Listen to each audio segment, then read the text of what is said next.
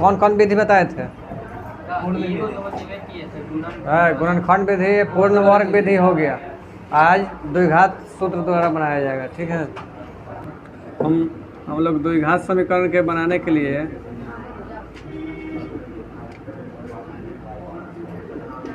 समीकरण के लिए कितना रूल बताए थे? 1 नंबर गुणनखंड विधि, ठीक है, और दूसरा पूर्ण वर्ग विधि, ठीक, और उसके बाद तीसरा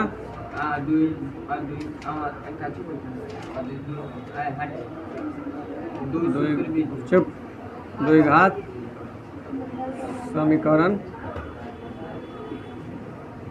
विधि। ठीक है, ये हम लोग पढ़ चुके हैं और इसको आज स्टार्ट करते हैं। ठीक, कल बताए थे, बाद में बात कर लेना छोटी बेरा। अब यहाँ मूल ज्ञात करने के लिए बताए थे कल।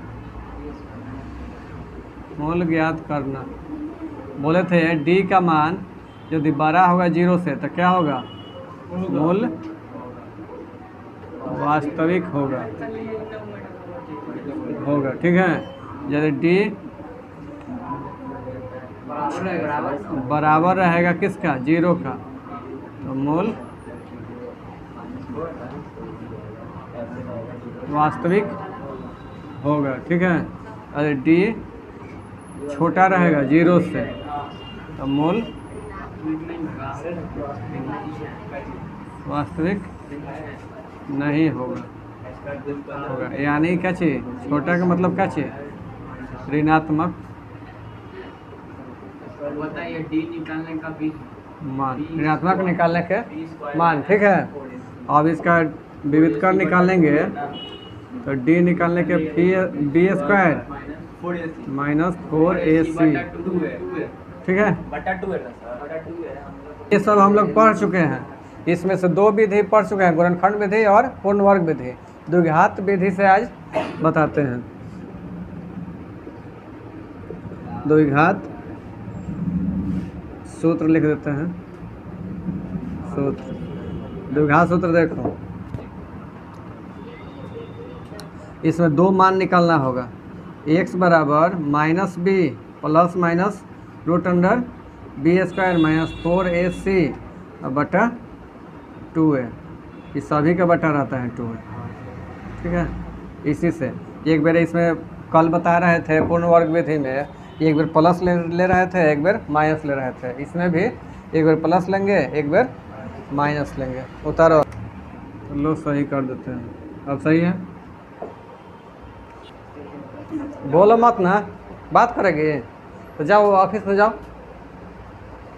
जब बात हो जाएगा तो फिर आ जाना।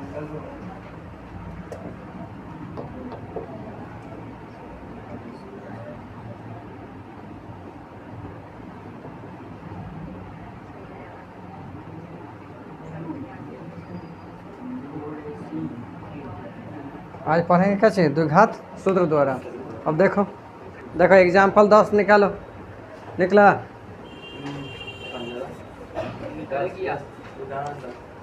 निकला? और इसे कह रहे हैं प्रश्नावली 4.1 के प्रश्न संख्या 2 के 1 को द्विघात सूत्र से हल कीजिए। 4.1 निकालो।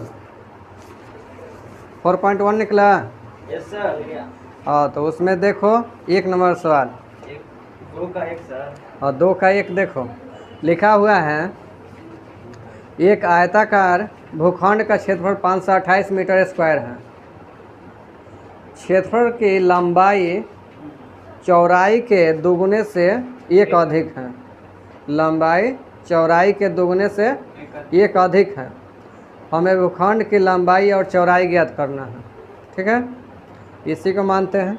वहाँ हम जो माने थे वहीं इसका क्षेत्रफल दिया गया है और लंबाई चौड़ाई नहीं दिया गया है, तो इसको मान लिया जाए। एग्जाम्पल कितना है? उदाहरण 10। माना कि आयत की क्या चीज़?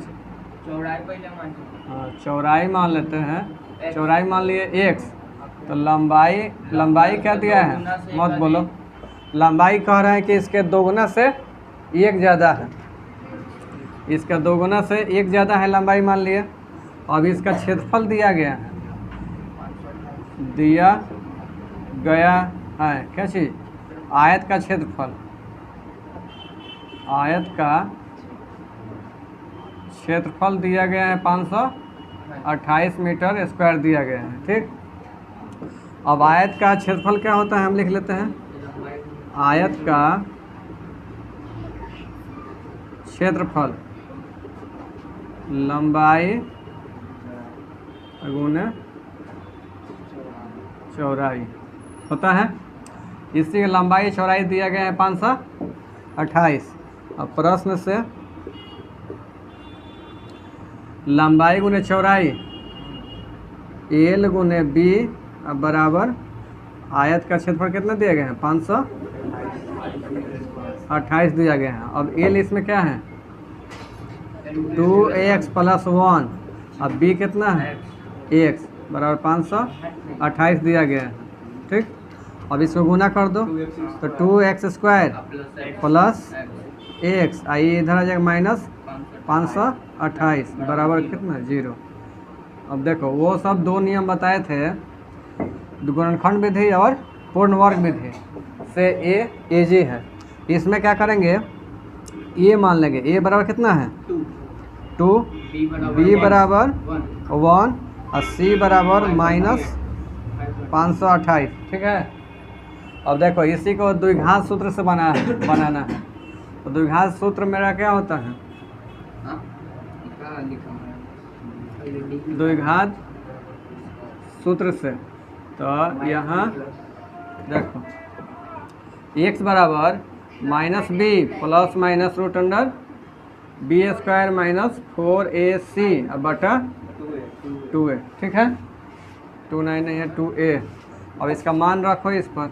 हम लोग यहाँ माने हैं क्या चीज़, अस्तित्व निकालना रहेगा, उसमें d निकाला जाएगा, ठीक है।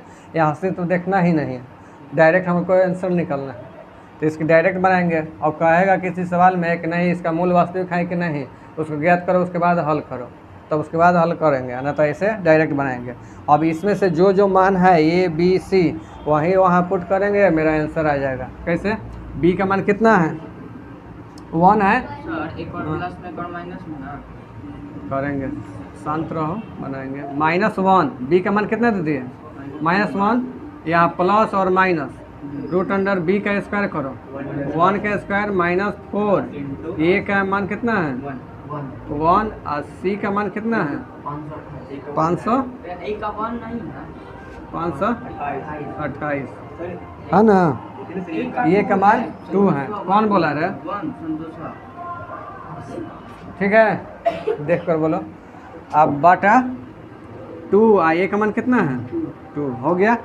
इतना हम क्या किए, यहाँ से पुट कर दिए, इसका मान पुट कर दिए। अब उसका हल करो, यहाँ क्या हो जाएगा, 1 है तो -1 दे दिए, प्लस माइनस 1 का स्क्वायर 1, ये माइनस आई माइनस मिलकर क्या हो जाएगा प्लस, 4 दूना 8, 8 में इसको गुना करो और 42 और 24 हो गया। अरे पागल आदमी, कैसी कर रही है तुम, यहाँ समझा तो बाद में देखना, फिर इसलिए बाद में कहेगा कि समझ में नहीं आ रहा।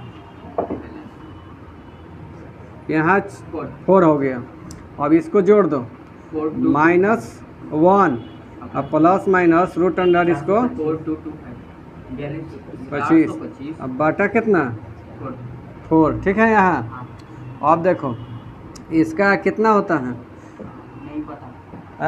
नहीं पता तो देखो ऐसे निकालना, 42 25 ऐसे करो, 2 बराबर भागों बांट दिए। इसका कितना होता है, इसका किसके करीब में है, स्क्वायर याद है, 6 6 36 से 49, 6 के करीब में है ये, तो 6 और 5 होगा, ये 5 का है, ये 6 का है, 65 का होगा वो। अब देखो इसको -1 प्लस माइनस 65 बटा कितना 4, अब इसको बताए थे दो भागों में इसको भी ले लेंगे, एक बार प्लस में लेने में, एक बार माइनस लेने पर, ठीक है। एक बार प्लस एक बार माइनस इसमें, इसके जगह पर।